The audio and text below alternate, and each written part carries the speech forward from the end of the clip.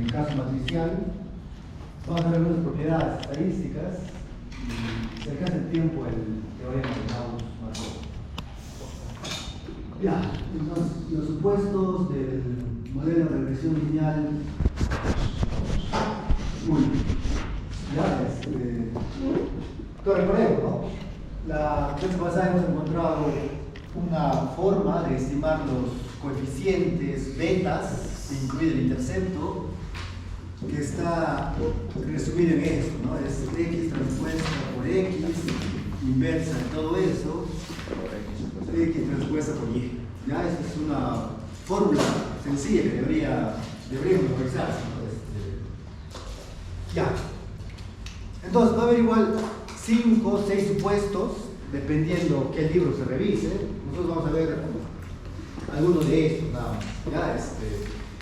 Y todos los supuestos que veamos son los mismos que hemos visto para el caso escalar, pero ahora aplicado al caso matricial.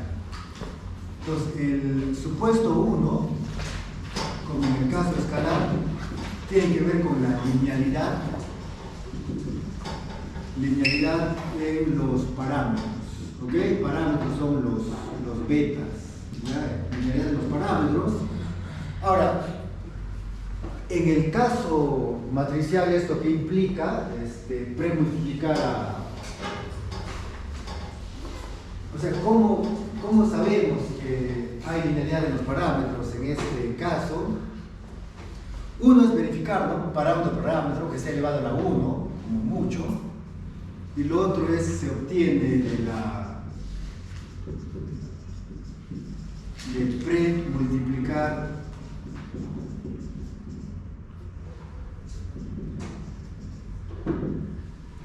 beta, ¿no? Por x, ¿ok? Eso es en el caso matricial. Que es sencillo, ¿no? Y lo otro es verificar parámetro por parámetro, ¿no? Cuando uno especifica un modelo, por ejemplo, ¿no? Va a tener un modelo tipo esto. Y como ya dijimos, ¿no? Tranquilamente esto puede pasar, no sé, el logaritmo de, ¿no? Un beta sub 2, logaritmo natural o base 10 de x 2i, ¿no? Y esto sigue siendo lineal en parámetros, ¿ok? En el caso matricial te dice, ¿no? Si tú multiplicas el vector betas y ese vector betas tiene la potencia 1 por las x, por la matriz x, va a haber linealidad de parámetros. Ya, entonces este es un ejemplo de los muchos que pueden formularse en el supuesto 1. Luego está el supuesto 2, que es lo mismo que hemos visto, ¿no? Que en Cristiano nos decía la media de los errores. En este caso puse U o E en errores para seguir esa misma notación. Bien, ¿no? Ya, para seguir ya. Entonces, en el caso matricial, ¿no? O sea, es la media de los errores de estimación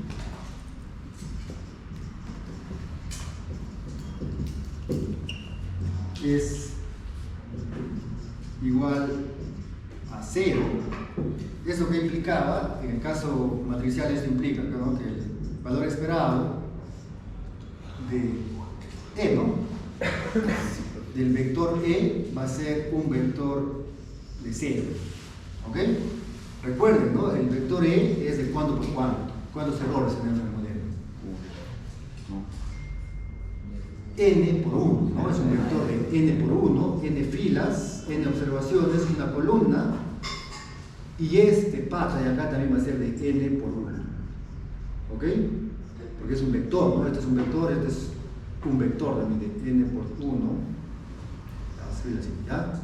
Y los errores es de N por 1. Ahora, esto es lo mismo que yo tengo, ¿no? Tengo el error E sub 1, el error E sub 2, hasta el enésimo error. Lo que estamos haciendo es aplicar valor esperado a este vector columna y como resultado voy a tener un vector de 0, ¿no? 0, 0, hasta el enésimo. Esto es igual de n por 1 y este es de n por 1. ¿Ok? En el caso matricial, ¿no? Nada, no se dice. Ahora, ¿qué implica este supuesto? Vamos a ver ya, ¿qué implica? Que nuevamente, ¿no? Yo voy a tener ese modelo en la forma matricial E. Entonces, tomando en cuenta el modelo, perdón, el supuesto 2, yo lo que voy a hacer es, ¿no? Hallar el valor esperado de todo esto de acá. Y el valor esperado va a aplicar a cada miembro, ¿no? De lo que está en el paréntesis. Y esto va a colapsar. Entonces, por el supuesto, esto es 0. Entonces, el valor esperado de la variable endógena va a ser igual a las exógenas, ¿no? Premultiplicadas por el vector beta. ¿Ok? Eso es una de las implicancias directas de acá. Inclusive, ¿no? Esto colapsa a esa expresión, ¿no? El valor esperado, porque las X ya son fijas, ¿no? O sea, conocemos el valor de las X, los betas también son fijos, entonces esto colapsa acá. ¿Ok?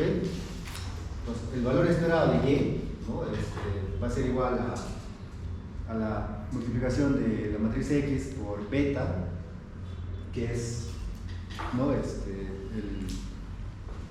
valor de la variable endógena. En este caso. Ya, ese es el supuesto 2, ¿no? Particularmente este de acá. ¿Okay? Recordando que ya son vectores y matrices en este caso, ¿no? Son vectores y matrices. Ya, luego viene el supuesto 3. ¿Ya? Entonces, en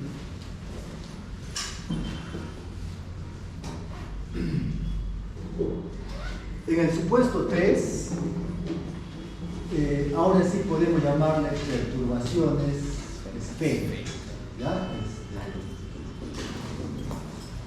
Y ahora, como tenemos más variables exógenas, más de una variable exógena, este concepto, ¿no?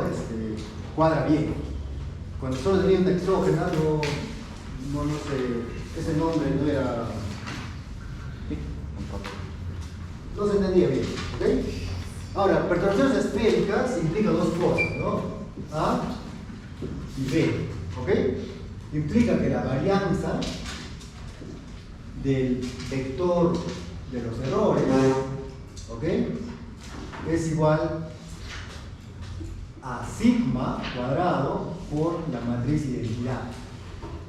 ¿Ok? Es decir, ¿no? Vamos a tener una matriz de varianza y covarianzas que va a estar dada por esa expresión. ¿Ya? Ahorita vamos a demostrar cómo es. Y lo otro que implica es que no hay autocorrelación, ¿no? Esto implica homocelasticidad, que ahorita lo vamos a ver en detalle.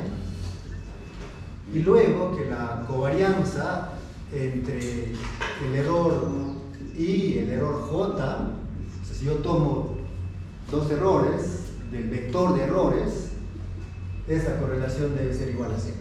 ¿Ok? Y esto en cristiano es la no autocorrelación, que ahorita lo vamos a ver también.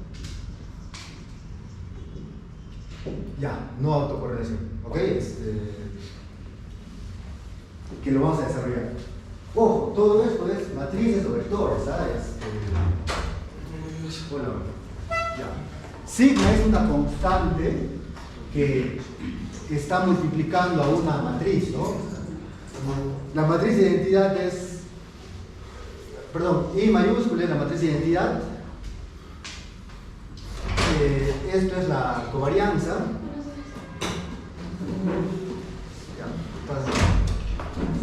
Entonces, veamos ahora cada uno de ellos, ¿ya?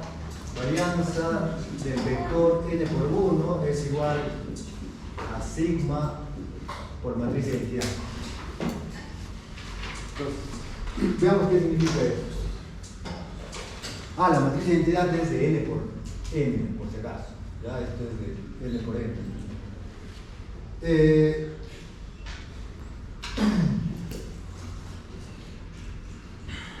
Ya.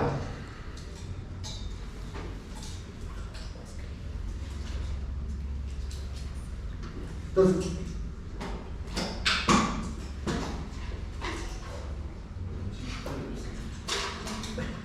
vamos a reescribir. Entonces tengo varianza del término de perturbación que va a ser igual a toda esta expresión de acá. Es la perturbación menos el valor esperado, perturbación menos su valor esperado, y como estamos en matrices, ¿no? Transpuesto por acá y cerrado. ¿Ok? Entonces, la multiplicación de estos dos términos que están dentro de paréntesis, pero ojo, ¿no? Acá está la transpuesta, ¿no? Que nos indica un cuadrado. ¿Ya? Ahora, por el supuesto 1, esto vale 0, y por el supuesto 1, esto vale 0, ¿no? Entonces, todo esto va a colapsar a esta expresión de acá. ¿Ok? Entonces tengo, ¿no? El vector del término de perturbación por la transpuesta del vector del término de perturbación. Que esto es... que este es un cuadrado, ¿no? ¿Esto es un cuadrado o no? Porque yo tengo acá, ¿no? Tengo esto, E sub 1, E sub 2, puntos sucesivos hasta E sub n, y la transpuesta es E sub 1, ¿no? E sub 2, puntos sucesivos hasta E sub n.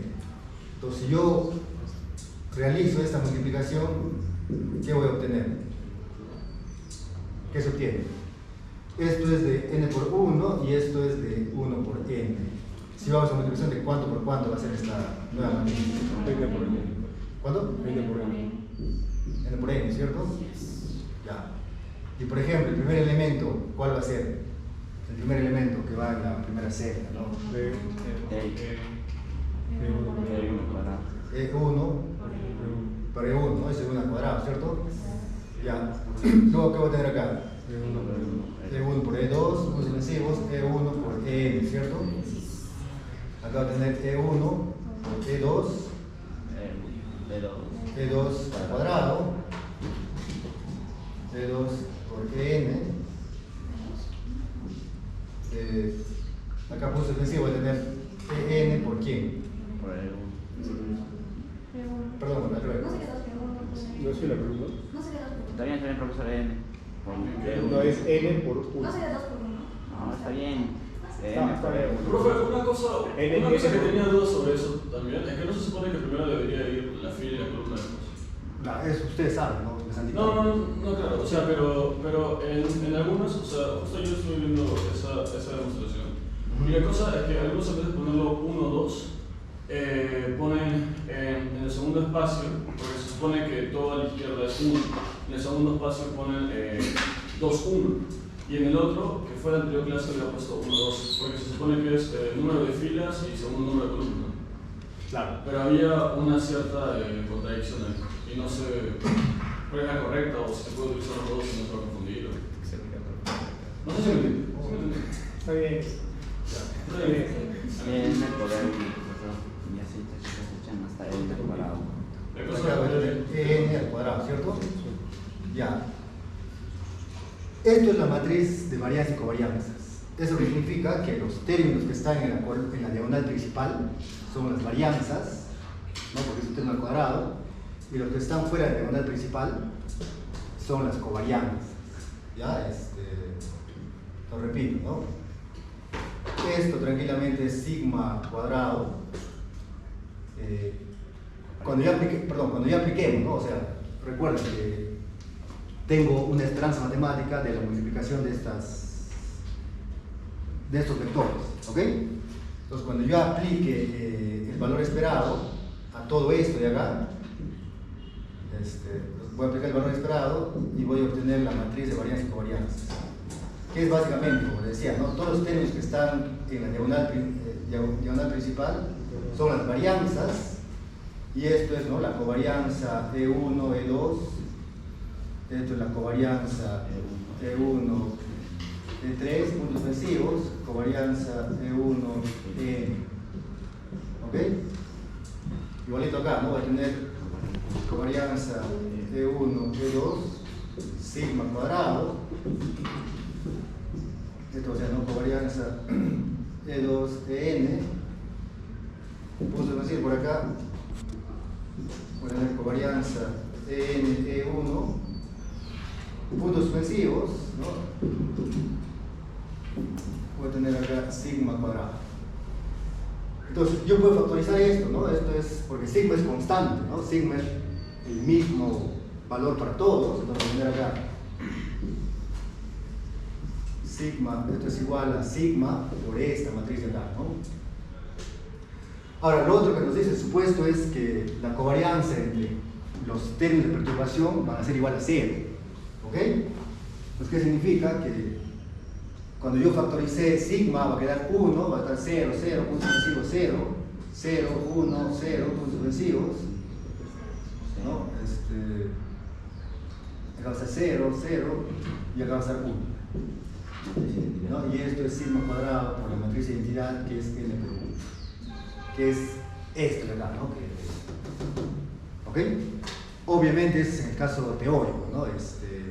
Y esto es la varianza de los errores es sigma multiplicado por una matriz de identidad que es de n por n. Y acá de forma sencilla hemos demostrado eso, ya hemos llegado a acá. Partiendo de la definición de varianza, ¿no? De varianza de perturbación. Profe, de ahí de la matriz aniquilación, de la matriz de identidad creo que tiene algo que ver con la de aniquilación, creo que se llama, ¿no? Sí, más adelante vamos a ver matriz de proyección. Sí, vamos a poder hablar de eso. Ya, entonces eso es el primer supuesto, ¿no?, de homocedasticidad. Varianza constante, porque sigma es... Pongan en silencio, por favor, ese celular.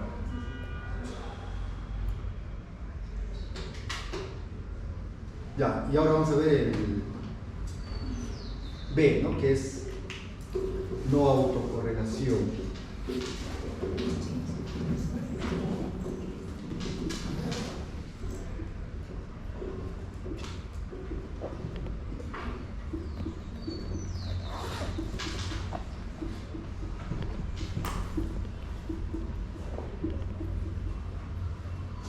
Ahora, como recordarán, o como se deduce acá, estas covarianzas son las mismas, ¿no? O sea, covarianza S1 con S2 es lo mismo que S2 con S1, ¿cierto?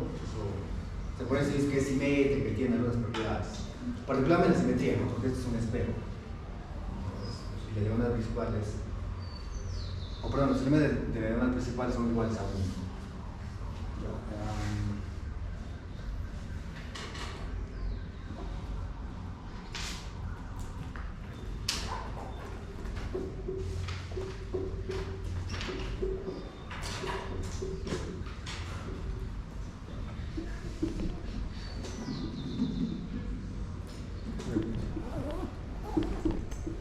Ya, entonces, a estos dos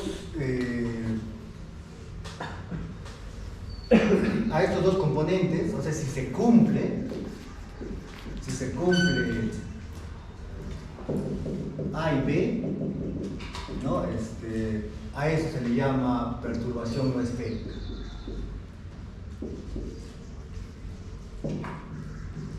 Perdón, perturbación esférica. Que la próxima clase, cuando veamos un poco de stata, vamos a ver algunas imágenes de cómo así se cumple, ¿ya? Perdón, cómo se representa gráficamente. Esto viene de un concepto de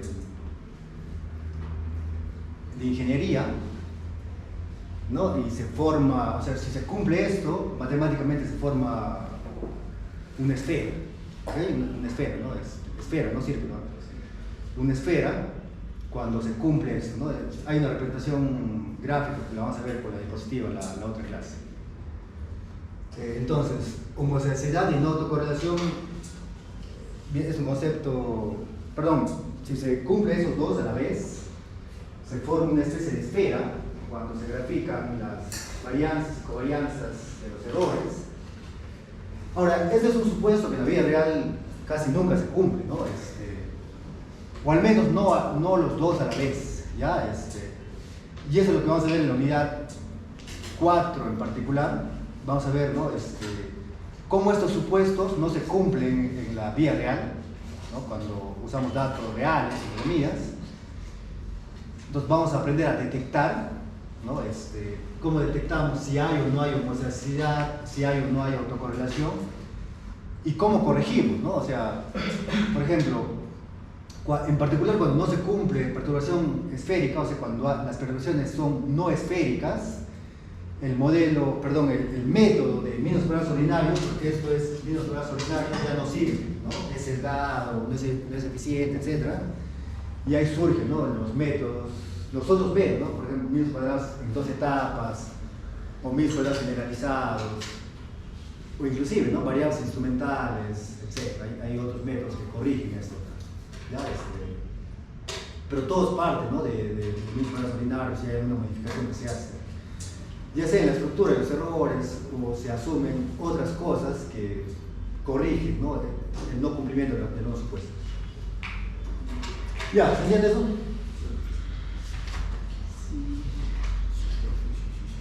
Y luego está la no multicolinealidad.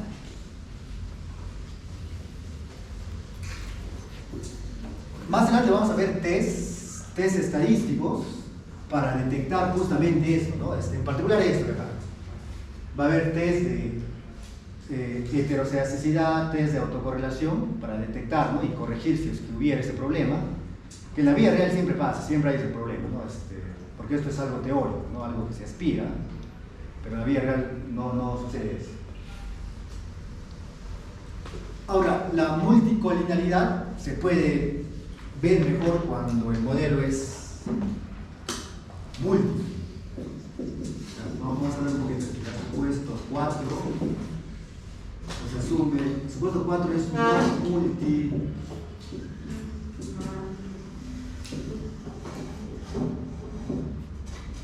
Antes, estaba pasando, ¿no? Vamos a ver. Ya pasó.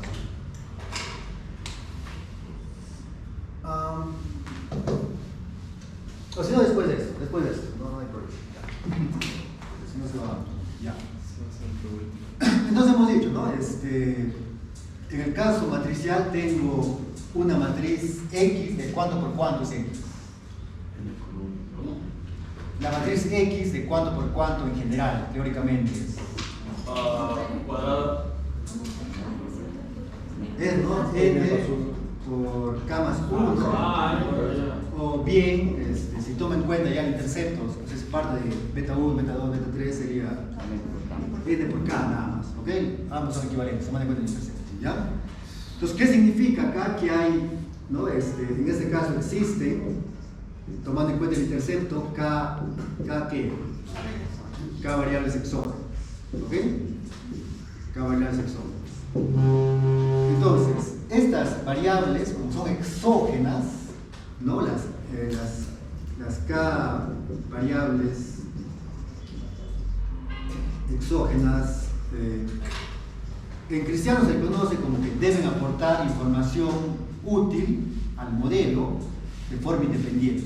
¿Okay? Y matemáticamente las K variables exógenas deben ser independientes entre ellas.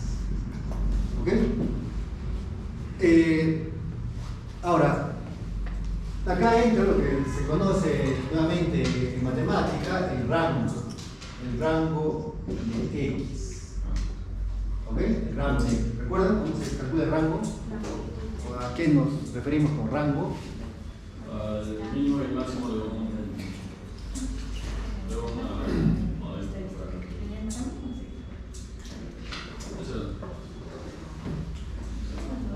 todos los valores salidas de X que aclarados matemáticamente hablando. Ya, bien, esto es lo siguiente, ¿no? Si recordamos, esto es 1, 1, 1, ¿no? Acá tengo x1.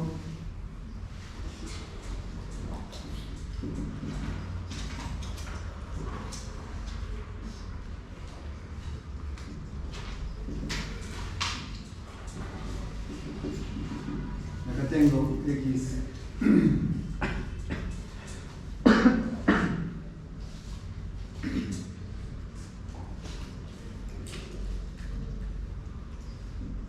Ya, no es perdón, K. Ya. Entonces lo que me dice el modelo es que estas X que yo estoy incluyendo deben aportar información para predecir o explicar a Y. ¿Ok? En cristiano esto qué significa que cada X que tú pongas en el modelo se asume que aporta información, ¿no? Información relevante, o lo mismo que las X no tienen, o sea, no sean redundantes. ¿Ya? Entonces, el rango de X, en este caso de acá, va a ser igual a N. ¿Ya? Va a ser igual a N. El rango tiene que ver con las columnas o filas que son linealmente independientes entre ellas. Entonces acá me dice, ¿no? Programa.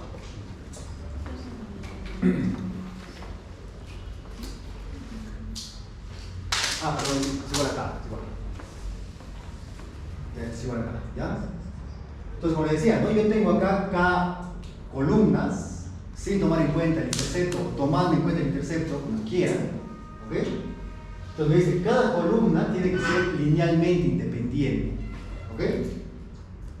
Entonces, si eso sucede, yo digo que la matriz X tiene rango K, rango igual a K, y repito, ¿no? Esto es un número de columnas o filas, en este caso me importan más las columnas, ¿no? Que son linealmente independientes. ¿Ok? Un ejemplo puede ser, supongan que tengo la matriz B, ¿no? Tengo acá de 2 por 2 nada más, ¿no? Tengo 2, 4,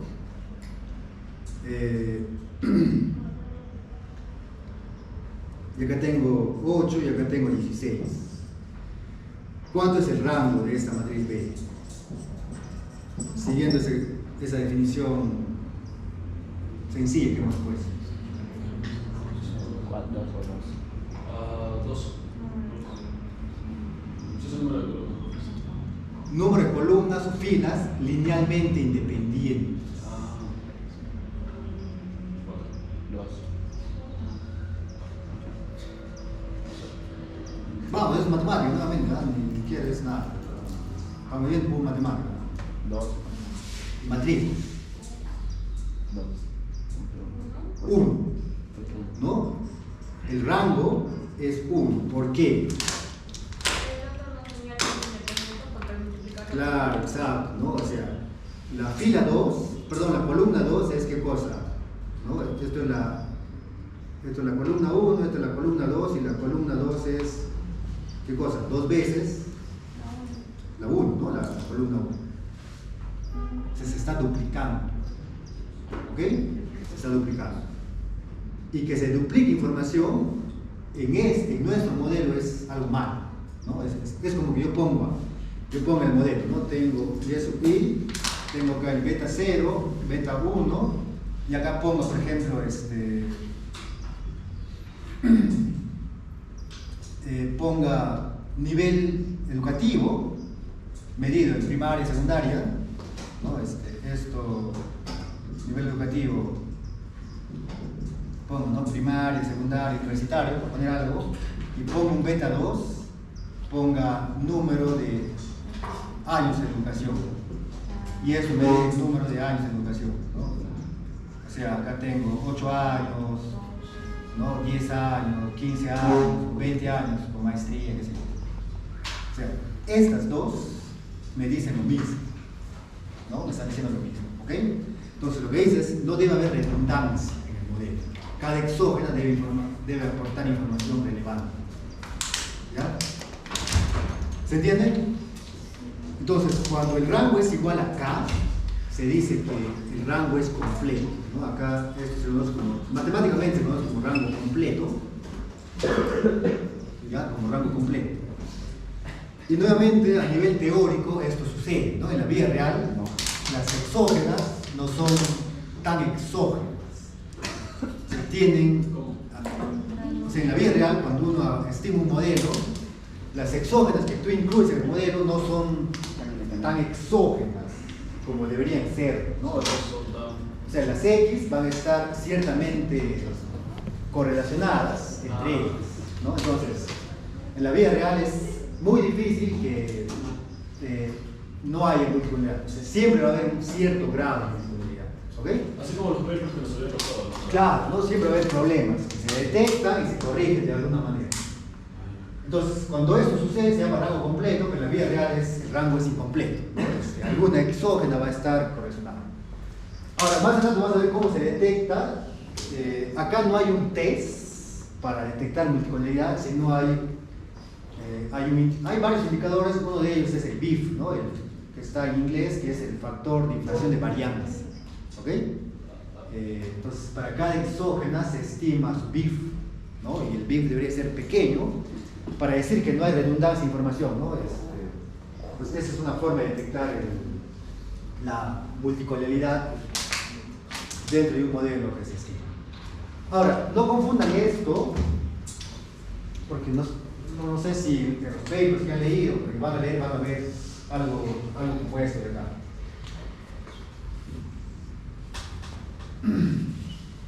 No tengo esto de acá, por ejemplo, lo que se suele poner en ecuación de Mincer es, no tengo años de experiencia laboral, y acá un beta 2, años de experiencia laboral al cuadrado, ¿ok? ¿No? Y acá la perturbación.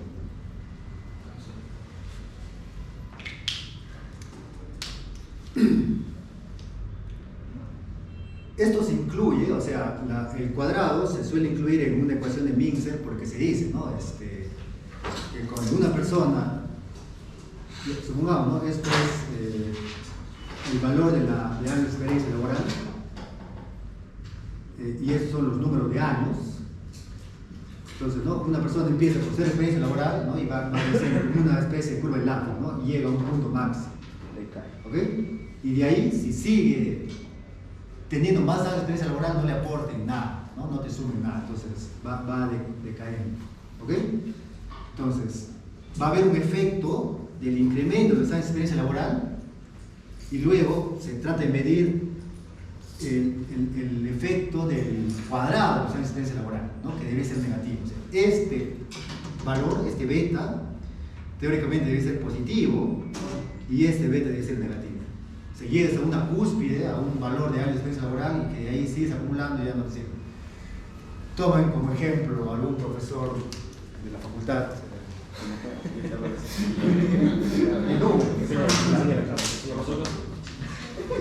Sin dar nombres. Entonces ahí se aplica. Te llegas a un momento de que ya no necesitas más de experiencia laboral, ¿no? Sobre eso. ¿Ok? Pero ojo, ¿no? En la vida real suele suceder eso, ¿va? Entonces, en este modelo, el rango no es completo, ¿no? Porque obviamente este es el cuadrado de esto, ¿cierto? El rango es completo. ¿Ok? Entonces, eso suele pasar y es válido en algunos casos, como acá. Pero el Estado no implementa eso, ¿no? El Estado no implementa eso, ¿sí? Las universidades privadas creo que sí, pero las universidades del Estado no. Ah, no. Si ya saben la teoría, pues no.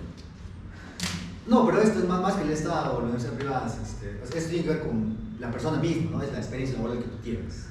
Pero, ¿usted no cree que el Estado debería de hacer un modelo específico para ver qué profesores, dependiendo de qué universidad, de qué departamento del Perú, deberían ser ya exiliados, por decirlo de esa manera, para que entren nuevos profesores que sí sepan más, o no más, sino que estén más actualizados, es decir, la educación no se mantenga estancada? Pues. Claro, pero es una política de Estado justamente, ¿no? Que debería encargarse el Estado. Porque el índice de desarrollo humano acá del banco 0.2. Claro. Sí, eso es un tema más de Profe, yo usted me meto el Estado, ahí meto todo. Ustedes tienen que postular más adelante, ya, senador, diputado. Gerardo corrupto. Si soy ministro, yo lo llamo. Gerardo, el señor. Ya. Yo lo llamo. Profe, una consulta, ¿qué es la línea que está ahí arriba? La línea que está ahí arriba. De NAE. ¿De qué? Del pendiente multiplicado por n punto i. Bueno, n sub i. La pendiente. Ajá. Eso, ¿verdad? Sí, sí. No, solo está marcado que... Ahí pensaba que era. Sí, o sea, acá hay dos exógenas escritas de diferentes formas, ¿no? Esta es una variable dummy, por ejemplo, 1, 2, 3, 4, y esto es lo mismo, pero en forma numérica, ¿ok? Entonces acá está, hay redundancia de información, las dos exógenas me dicen lo mismo, ¿no? Lo mismo, entonces el rango no sería completo acá, y acá tampoco, ¿no? Porque esta es el cuadrado de este de acá. Pero en algunos casos es válido, ¿no? Modelar de esa forma, ¿ya? Entonces acá el rango tampoco es completo y teóricamente se aspira a tener esto, ¿no? Pero en la vida real no pasa, ¿ya? En la vida real no se aspira. Entonces acá y acá el rango sería incompleto, ¿no? Es la definición. Entonces lo que buscamos es que no haya multipolaridad, pero en muchos casos va a haber multipolaridad y va a servir, ¿no? O sea, duplicar información escrito de otra forma va a servir, ¿ya? Es la idea. Y vamos al quinto supuesto, ¿ya? El supuesto que se le llama, tiene varios nombres, ¿no?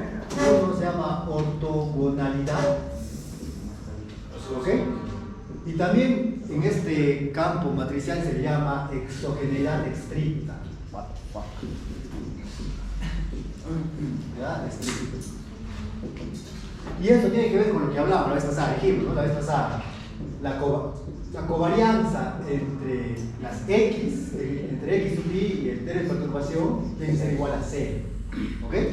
Y en el caso matricial sería, ¿no?, el valor esperado de la matriz X, ¿no?, contra el vector de errores, tiene que ser una matriz, ¿no? ¿Ok? Esto es en el caso escalar, lo que vimos la vez pasada, y esto es en el caso matricial. Ya, en el caso matricial. Ahora, X de cuánto por cuánto es, dijimos, ¿no? Esto es N por K, y esto es de N por Q. Ya, ¿no? Estas son las medidas. Entonces, a eso se le conoce como exogeneidad estricta. Exogeneidad. De exógeno, o sea, las X tienen que ser exógenas estrictamente hablando. Y correlacionarse entre sí, ¿no? Claro, No tiene que haber correlación con el término de perturbación, ¿no? Porque, ¿qué hemos dicho? En el término de perturbación, ¿qué está teóricamente?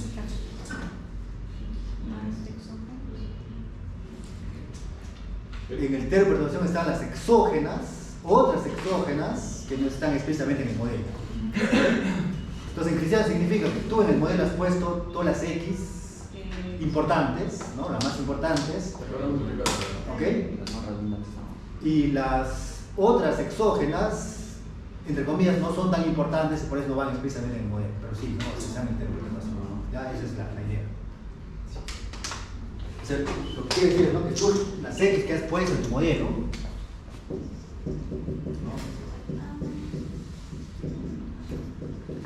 son suficientes. por ejemplo ahí, ¿no? Significa que estas 3X son las más importantes para explicar a Y, ¿ok? Y que estas X no tienen nada que ver con el término de perturbación. O sea, que esto es igual a 0. Si hay una covarianza entre este par y este par es igual a 0, ¿ok? ¿Y qué más significa? Que en el término de perturbación están las otras X que no son tan relevantes para explicar a Y, pero pues sí explican, ¿no?, de forma chiquita, pero no son tan relevantes y por eso no están explícitamente en el modelo. O sea, lo que se pone en el modelo son las variables exógenas más importantes, entre comillas, ¿no? Y va a haber otras exógenas que aportan, ¿no?, aportan algo, pero no son tan importantes y no están en el modelo explícitamente. Ya eso les explico. Profesor, y las exógenas que vamos a considerar en el modelo, básicamente tenemos que seguir una teoría. Claro, ¿sí, ¿no? verdad? Hemos dicho, ¿cierto? ¿Se acuerdan? Para poder elegir entre las Claro, hemos dicho, ¿no? Acá está el modelo teórico, Económico, macroeconómico. económico o matemático, ¿cierto? Acá están las variables, quién es la exógena. La teoría me dice quién es la exógena, no es que yo me invente, ¿cierto? Vamos a explicar toda la teoría en sí para la presión. Claro, y en base a esto yo formulo el modelo estadístico, ¿no? Lo que vi en la primera clase, obviamente, todo esto estamos suponiendo, ¿no? Que parte todo esto de acá, ¿ok? ¿No? Lo mismo que dice acá, por ejemplo, ¿no? Los salarios que gana una persona según Mincer están dados por los años de educación y también por la experiencia laboral y otras cosas, ¿no? Que el color de piel, el lugar donde estudiaba, etcétera, etcétera. Sí, o sea, hay un modelo teórico, económico, detrás de todo eso, ¿no? Y ese modelo me dice quién son las exógenas, inclusive me dice quién son las exógenas más importantes que yo le incluyo en el modelo. Ahora, en la vida real esto es complicado, ¿no? Porque para Perú, por ejemplo, las variables son limitadas, ¿no? O sea, si uno quiere hacer algo en econometría, lo hace por Estados Unidos y hay variables de todo, ¿no? Hasta hay variables sobre infidelidad y cosas, ¿no? Ya, profe, ¿qué es Esos son los otros factores que no se cuentan. Claro, o sea, ahí, o sea, en Estados Unidos, en las avanzadas, se mide casi todo, ¿no? Hay variables, encuestas de casi todo, buenas encuestas. Para Perú, lo que hace la encuesta es el INEI nada más, ¿no? Y son algunas cosas limitadas, como algunas deficiencias. Profe, yo justo tengo una pregunta sobre eso. Los vectores básicamente reúnen todos los factores que no afectan demasiado a lo que es tu variable deficiente. Claro. Ahora, pero si esos vectores que están ahí se reducieran a 5 o 6, eso significa que ese vector que se aumenta no explicaría casi nada de la variable dependiente que nosotros estaríamos tomando. Claro. O sí la tomaría. En el extremo, tú vas a tener, por ejemplo, tú puedes tener un modelo 20 variables exógenas, Ya. ¿no? Y tranquilamente va a haber algunas otras variables exógenas que no vas a poder meter al modelo. O sea, tienes un modelo largo, ¿no? Endógena, 20 exógenas y vas a seguir teniendo un tema de perturbación. O sea, va a seguir faltando alguna variable exógena que no estamos contando, ya sea porque no hay datos, ¿no? O porque, nuevamente, ¿no? Partiendo de la definición en estadística, nada es exacto, ¿no? Porque no es matemática. ¿Ok? Entonces, no tengo un modelo de 20 exógenas versus un modelo de 3 exógenas. Y ahí entra otro concepto que se llama parsimonia, ¿no? Tú tienes que buscar un modelo que sea parsimonioso.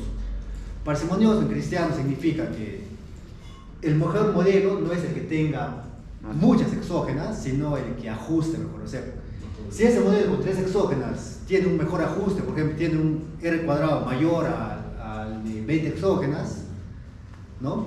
Entonces, yo prefiero esto de acá, que 20 exógenas, ¿no?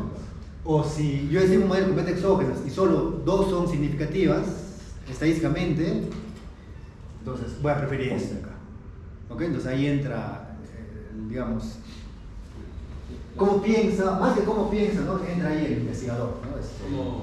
¿Cómo lo utilizas? Claro, exacto, ¿no? Entonces, y de ahí para hacer aceptar que nuestro modelo tiene una causa y efecto consistente, el R cuadrado tiene que ser mayor a 0.5. sí, por el momento sí, ¿no? Pero vamos a ver más adelante y en econometría 2 que eso no vale, ¿no? El R cuadrado no vale. ¿Cómo? Pero eso supuestamente no explicado. Claro, más adelante, ¿no? Por el momento es nuestra medida, ¿no? O sea, tenemos el R cuadrado que nos indica qué tan bueno es el modelo, ¿no? La significancia individual de T-Student, la prueba de T-Student, nos indica, ¿no? Cada exógeno qué tan bueno es para explicar, y el F de Fisher, ¿no? Que es la prueba global, ¿no? Que nos indica. Por el momento, esas son nuestras 3 herramientas que nos indican. ¿Ok? Pero más adelante, y en la próxima clase vamos a ver cómo si tú agregas más exógenas, no siempre el R cuadrado sube, ¿no? O sea, la idea es, yo tengo 3 exógenas, un R cuadrado 0.5, por ejemplo, ¿no? Se supone que si meto más exógenas, se ajusta el modelo, o sea, el modelo, ¿no? Se vuelve más realista, entre comillas, pero no siempre el R cuadrado va a subir, porque el R cuadrado penaliza, ¿no? Si ustedes recuerdan, el R cuadrado ajustado en particular, que es el más importante, ¿no? Voy a tener un ratio que divide ¿Entre qué cosa? Acá hay algo, pero acá, ¿en qué divide? ¿En qué N deflacta? menos K, N menos K, creo que. ¿Y abajo en qué? No, arriba era la suma explicada de cuadrados partida entre números. Arriba es n-1 y acá es n-k. Ajá. Entonces, si tú agregas más exógenas, esto aumenta, ¿cierto? O sea, tengo acá tipo 100 observaciones menos 3. ¿Esto cuánto es la resta? 97. 97, ¿no?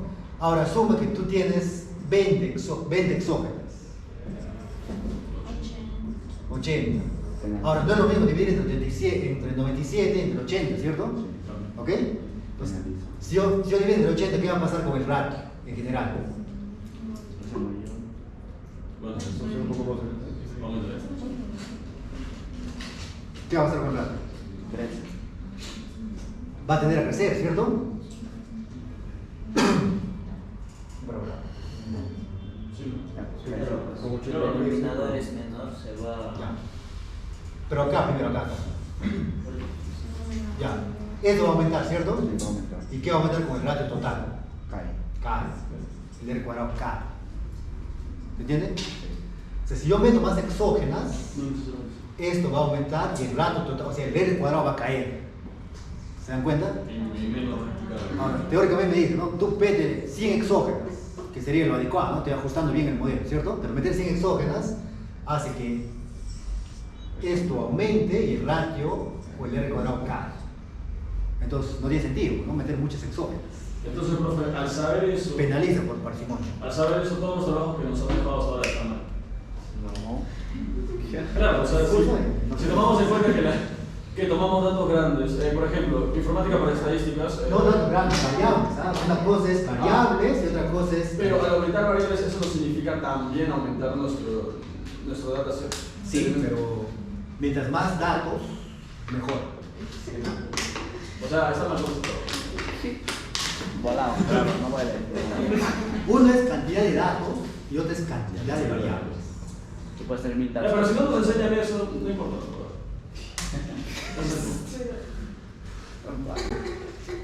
No puede dictar todos los cursos. Bueno. Ya, seguimos, ya. El profe no se dio cuenta. Ya, pero tomen en cuenta esto, ¿ah? O sea, no siempre meter más variables exógenas es bueno. ¿Ya? De una u otra forma va a hacer que el ajuste del modelo va a caer. ¿Ok? Por eso, ¿no? Como mucho hay modelos con 8, 10 exógenos, yo he visto en la vida real, ¿no? En papers que se estiman. Hay variables importantes de interés y hay otras variables de control, porque tienen que controlarse, ¿no? O sea, algunas variables de control. Entonces, yo que recuerdo he visto 8, 10 variables exógenas. Y ahí no es recomendable meter más, porque nuevamente afecta al modelo. Ya, esos son los supuestos. Y tenemos una hora todavía para avanzar. Ya. ¿Puedo poner de acá? Para empezar. ¿Sí? Ya. Entonces, Profe, una consulta. Me he dado cuenta que cuando mires salario, así, normalmente salario, son expresiones de puntos, es así, Claro. pero cuando metes lo variable, se puede alinear. Ya, primero, o sea, como tú dices, ¿no? Es una curva y justamente ese es un criterio matemático, meter el cuadrado, ¿no? Porque, nuevamente, tanto para experiencia laboral y años de educación, o sea, llegamos a un tope, ¿no? Que es el doctorado. Si tú tienes un doctorado, pues, un buen doctorado, obviamente, estudiado bien, es suficiente, ¿no?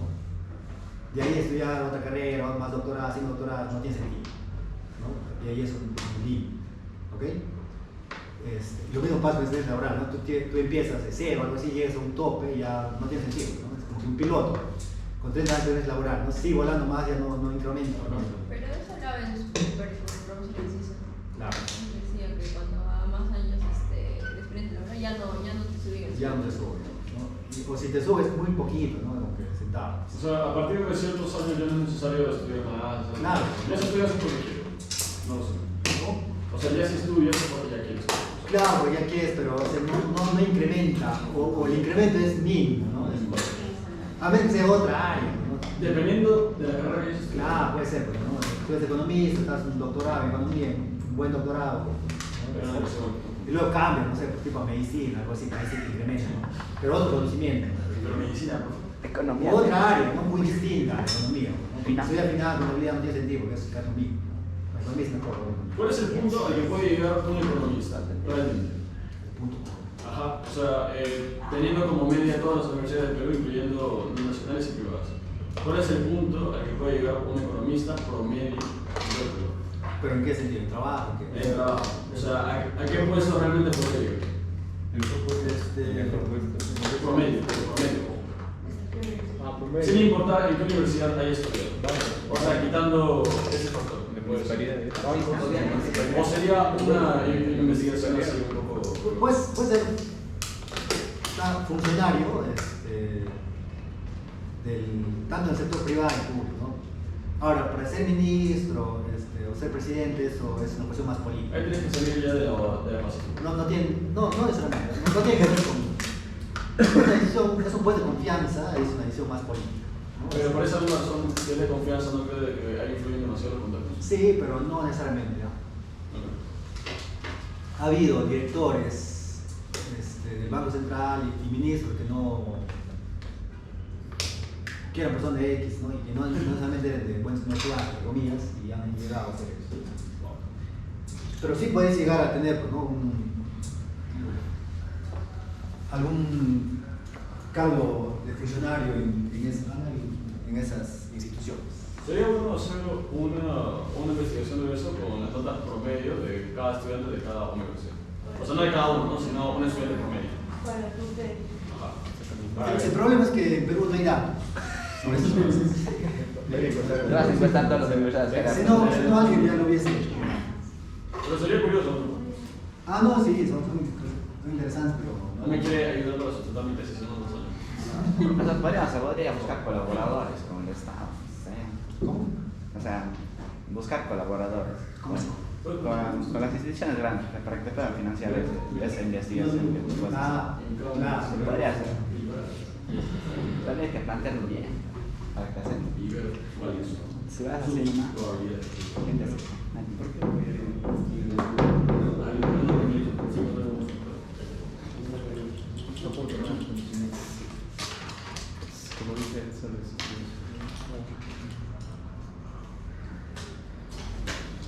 Ya, vamos a ver algunas propiedades para pasar al bloque.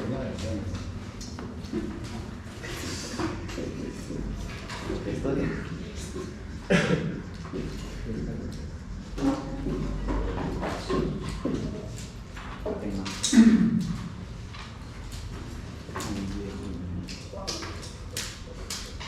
Ya, repito. Vamos a ver 4 o 5 propiedades y eso nos va a servir para ver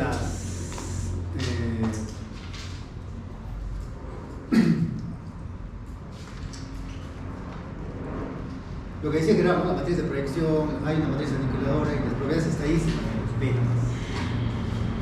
Ya, la primera propiedad dice lo siguiente, ¿no? La transpuesta de X por el vector de errores es igual a 0. ¿Ya? Esa es una propiedad.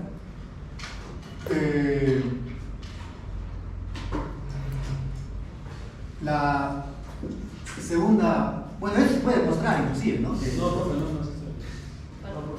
¿no? Esto es la transpuesta. Porque miren, ¿no? X es de cuánto por cuánto, n por k, ¿cierto? N por k, la transpuesta va a ser de cuánto. De k por n, k2. Y luego tengo, ¿no? El vector es de cuánto. N por k, ¿no? Entonces, ¿puede multiplicar esos dos o no? Esa es la respuesta. Ya, la multiplicación de cuánto por cuánto va a ser. Esto, ¿de cuánto por cuánto va a ser? De k por k, ¿cierto? Ahora, recuerden que acá estamos multiplicando un vector columnas, ¿no? O sea, todas las filas de esta matriz, porque es una matriz, ¿no? K por n, fila por columna, ¿no? Números por 0, 0, número por 0, 0, número por 0, 0. Entonces, esto es igual a... ¿De cuánto por cuánto? de K por K, ¿no? Y es una matriz, ya está demostrada. No, es una propiedad. Ya. Dos ya sabemos, ¿no? La segunda propiedad viene de un supuesto, y esto es igual a vector 0 de n por 1. ¿Okay? Todos son vectores o matrices. Ya, ahora vamos a ver la matriz generadora de residuos.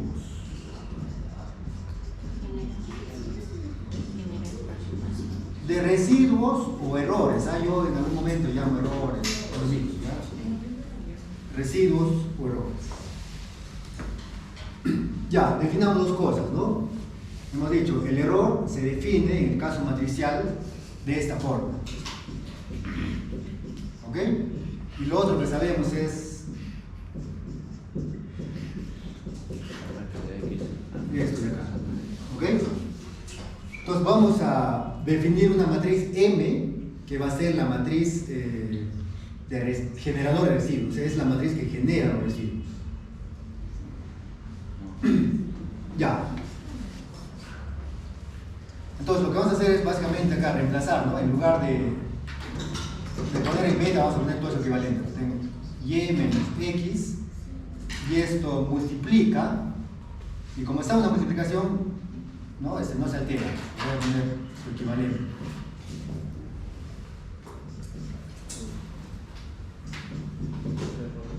Ya, ¿ok?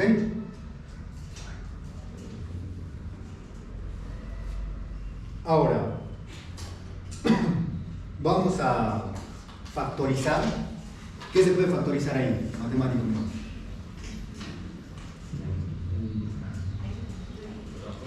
Si yo factorizo y, ¿cuánto va a quedar acá? En matriz. La matriz de identidad.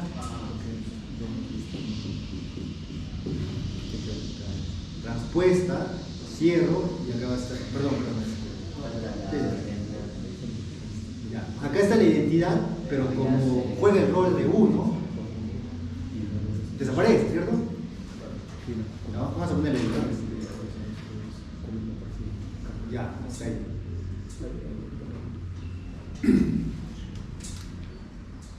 Ahora, lo que está dentro del corchete, a todo esto vamos a llamarle M, ¿ya? Esto es M. Entonces, M va a ser igual a identidad menos X, va a ser igual a todo eso, M, ¿ya? ¿Perdón? No. O sea, esto es lo mismo que escribir acá. M por ¿ok? Pero lo que nos importa es la matriz M, ¿ya? M es la matriz generadora de residuos. De residuos o de errores, ¿ya? Ahora, M tiene algunas propiedades. Por ejemplo, ¿no? M es simétrica e indepotente. Eso es cuando se proyecta, ¿no? Ya. O sea, hay una proyección, si no me equivoco. Son dos cosas nuevamente de matrices. Y eso se multiplica la matriz por la matriz, es igual a la misma matriz. O sea, una matriz se multiplica por su misma matriz y ese resultado es la misma matriz que está ahí, ¿no? Ya, claro, eso es la indepotência. Ya, entonces M es simétrica, ¿ya?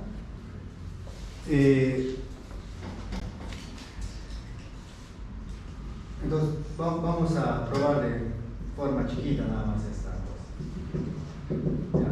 M es simétrica, ¿esto qué significa? Que M es igual. ¿Cuándo digo que una matriz es simétrica?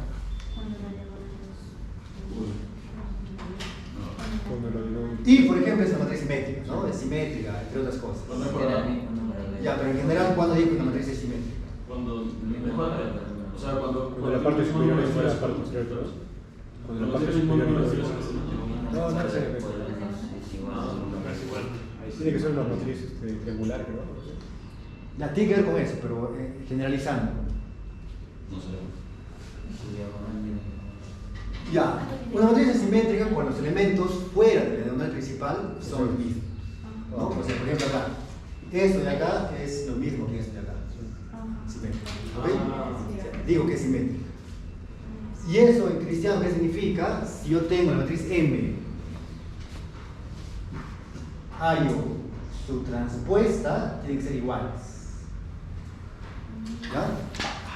Hay una transpuesta, ¿no? La transpuesta es transponer filas en columnas o columnas en filas, ¿no? Que es lo mismo, ¿ok?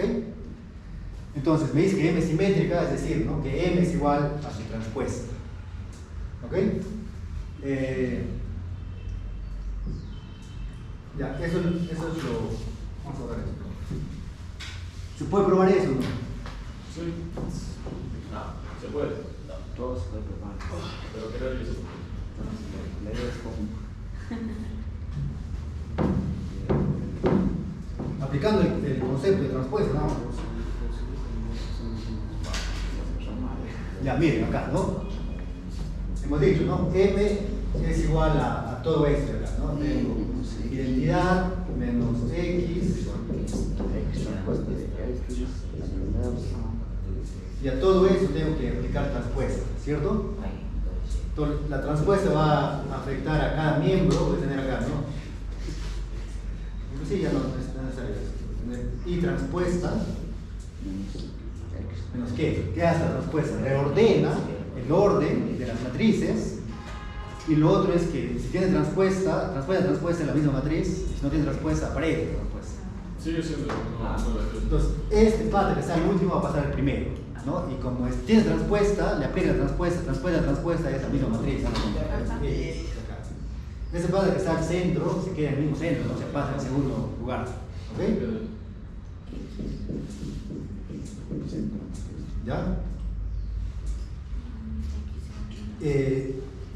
Y luego, este padre que está primero pasa al último y como no tiene respuesta, aparece con transpuesta. ¿Ok? Entonces, ojo, este es la inversa en este caso. ¿Ya? Y la transpuesta de la matriz de identidad es la misma matriz de identidad, ¿no? Entonces, llegamos al mismo. Es la misma cosa. Ya, a eso se llama simétrica, ¿no? Luego dice M es idempotente.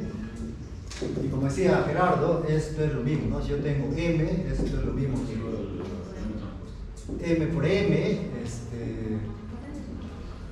o inclusive M a la N, ¿no? O sea, si tú multiplicas M por M por M por M, vas a tener... Se supone que tiene que salir el mismo resultado, pero sin embargo no siempre va a salir, o sea, como en la misma matriz. Y creo que ahí se cumple una teoría que si es diferente de cero, recién se toma en cuenta. Claro, o sea, se asumen ciertas cosas detrás de eso, ¿no? Ya. Pero no estamos caso de eso, por favor. Ya, entonces, Un tema. tengo M acá, ¿no? Tengo, esto es identidad menos... La transposición de X universo, ¿no? Que todas...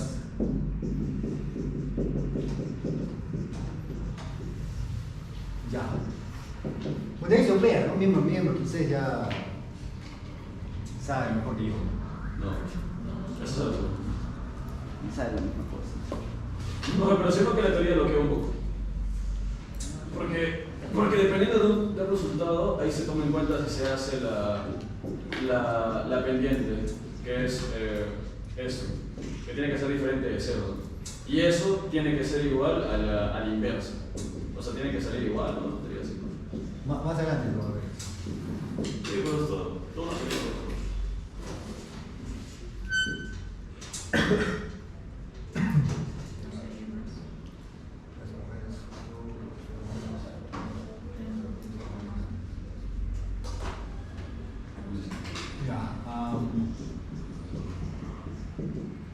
estamos demostrando que la matriz es independente. Sí.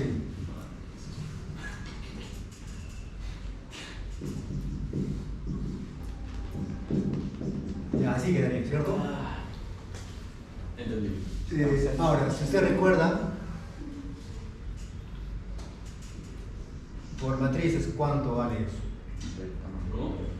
Tengo Inversa de A por A, esto... La inversa es A por la inversa de A, es igual a la matriz de identidad. ¿A qué? A la matriz de identidad. Es la matriz de identidad, ¿no? Entonces, todo esto es la matriz de identidad y entre comillas desaparece, ¿no? Entonces, Se va todo. tengo identidad.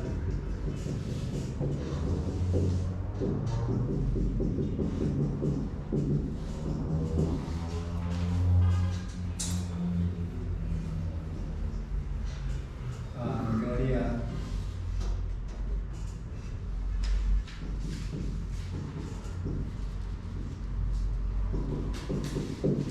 ya. Y este pata con este pata se van. Y yo gano M.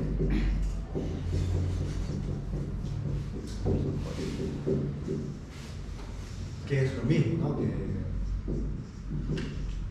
Entonces ya se ha demostrado que M es idempotente. Demostrado.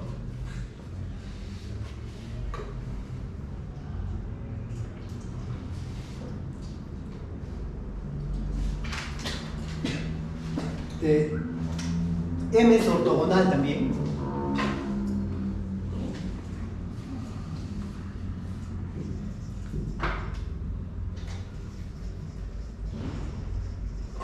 O sea, M es ortogonal. Si tú multiplicas a M por X, esto va a ser igual a 0.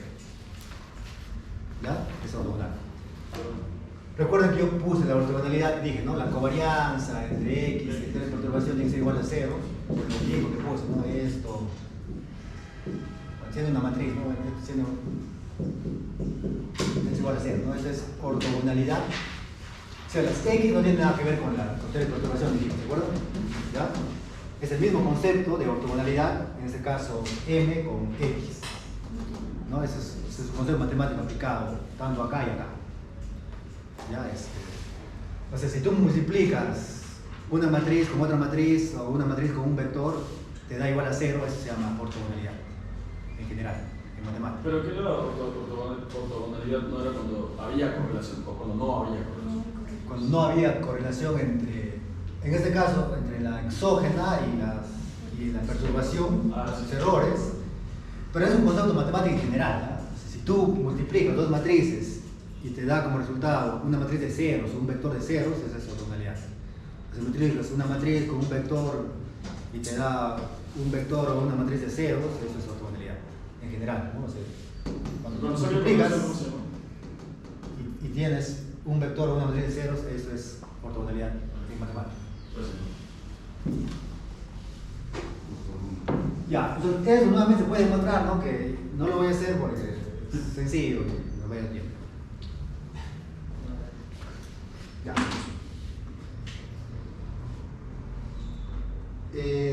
Ya, esto ya casi es importante, ¿ya? Esto básicamente es multiplicar, ¿no? O sea, acá multiplicas, tienes identidad,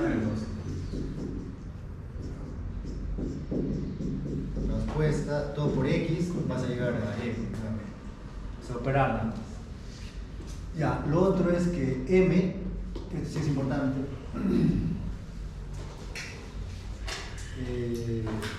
perdón, el rango de M, ya, el rango. El rango de M, ya, el rango de M va a ser igual a N menos K. Pero lo que aún no entiendo para qué sirve el N menos K. ¿Perdón? Lo que aún no entiendo es para qué sirve el N menos K. O sea, ¿para qué sirve eso? El N menos K es un grado de libertad. Sí, pero ¿por qué usted en el anterior, en el modelo, multiplicaba por 1?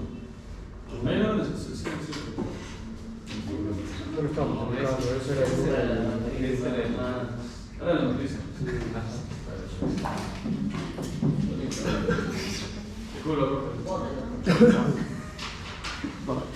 Justo por Ponle cinta, ¿no? tampoco se perfecto. ¿Cuál es? Ya, vamos a darle ya para que también no me lleve. Ya, el rango de M. El último foto es de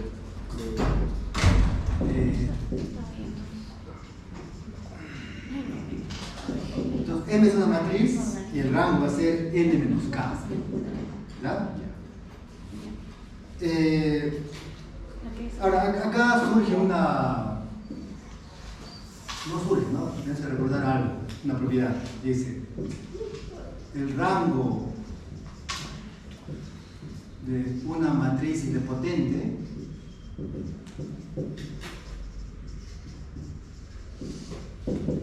va a ser igual a la traza de esa matriz.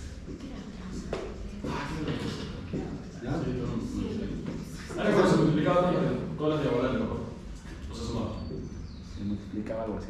Sí, de ahí va a salir la traza, ¿no? De la diagonal principal.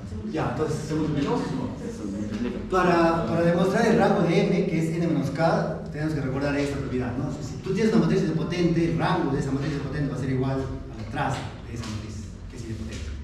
Ya, entonces, el rango de m, según esta propiedad del cálculo matricial, va a ser igual a la traza. A la traza de m. ¿Ok? Entonces, básicamente vamos a aplicar traza, ¿no? Vamos a aplicar la traza de m, y m es...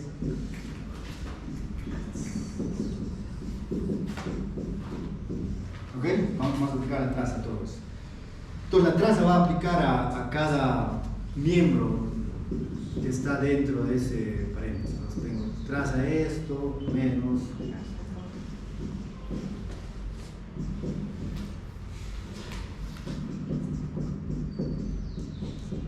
Ya. Ahora, la traza, ¿con qué tiene que ver la traza en matrices?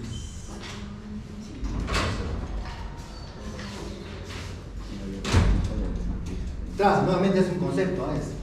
Traza es la suma de los elementos de la diagonal principal. Ya, claro, ¿no? La traza es no con la suma, sino con la cantidad de elementos que se tengan, ¿no? en la diagonal principal. Entonces, la matriz de identidad es de cuánto por cuánto hemos dicho. En general es de n por n, ¿no? ¿Ok? Entonces, la traza de la matriz de identidad va a ser igual a n. ¿Ya? Vamos a aplicar uno por uno, por el siguiente. Ya, hasta ahí, ¿no? Lo repito. La traza es una operación de las matrices. Ahora, la otra propiedad de la traza es que, al igual que la transpuesta, la traza reordena el orden de las matrices. ¿Ya? Entonces, lo que va a hacer es, vamos a reordenar el orden. ¿Ya? Acá tengo, ¿no? Traza. Entonces, igualito, ¿no? El último pasa a ser primero, el que está segundo pasa a ser último, ¿no? Entonces, bueno. Pues voy a tener acá esto y acá. ¿Qué más? Se queda. Esto que está primero va a ser segundo y esto que está en medio vale último. ¿Ok? Esta es una propiedad de la traza que reordena, ¿no? ¿Ya? Ahora, esto es lo mismo, ¿no? Tengo matriz A por la inversa, ¿cierto? Por la inversa.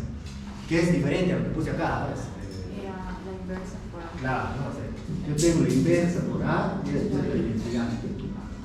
¿Ok? A por inversa.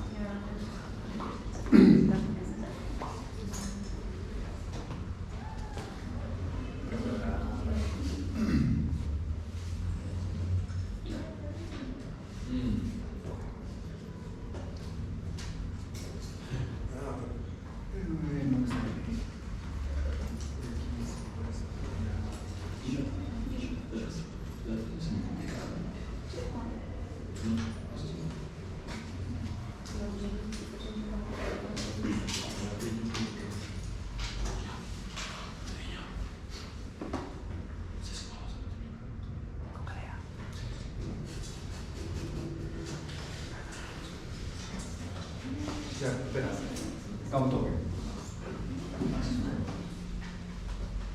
Ya. Entonces, he reordenado. Ya, miren. Entonces, repito, ¿no? Una teoría de la traza es que reordena el orden de las matrices. Entonces, esto es lo correcto. ¿Ya? Es lo correcto. Entonces, todo esto es la identidad, pero ya no es de n por n, sino de cuánto por cuánto es. X de cuánto por cuánto es n por k, ¿cierto? ¿Ok? Y la transpuesta de x de cuánto por cuánto es k por n. ¿Ok? Entonces, esta matriz de identidad va a ser de k. O sea, cuando tú operas, va a ser de k por k. ¿Ok? Entonces, tener n, entonces tengo la traza de la identidad que es de k por k, y esto va a ser n menos k, ¿ok? Que es el rango de m. El rango de m es n menos k, ¿no? Ya.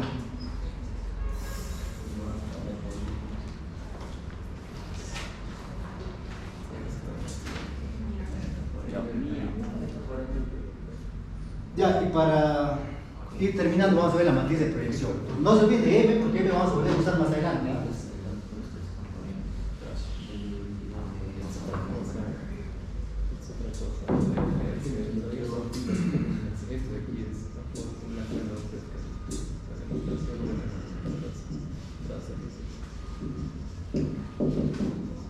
Ya, entonces vamos a formular una nueva matriz que es P, y P va a ser la matriz de proyección. Repito, M y P se va a usar más adelante para algunas propiedades del estimador B, del vector B, ¿ya? Y para algunas otras demostraciones.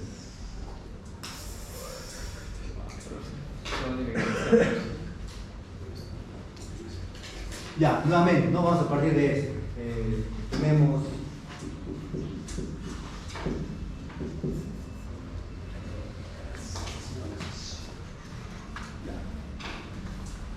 Tenemos el modelo estimado y luego tenemos la definición de beta. Ya, lo mismo que hicimos hace un momento. Bueno, esto es acá.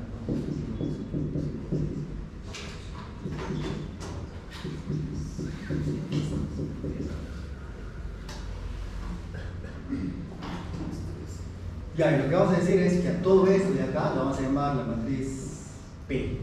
¿Ok? Entonces, esto va a colapsar a P por Y, ¿no?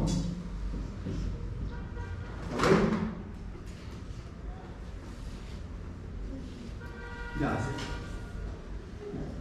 Entonces, P es la matriz de proyección.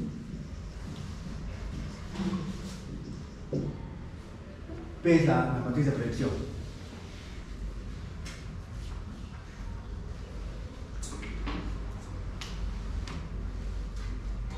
Y se puede demostrar que P es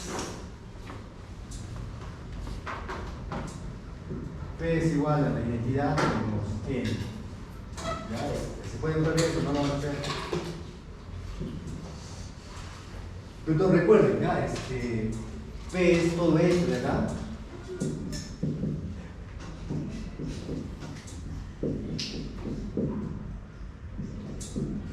Y M es la identidad menos todo eso.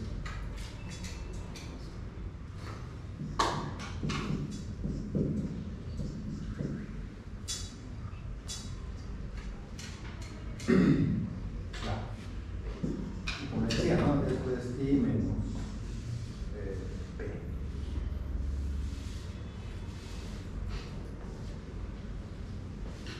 Ya, entonces tenemos dos matrices que van a ser importantes. Ahora, no sé si...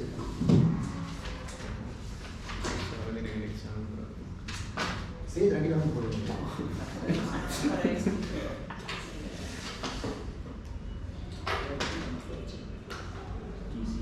Ya, por ahí nos van quedando porque tengo consejo.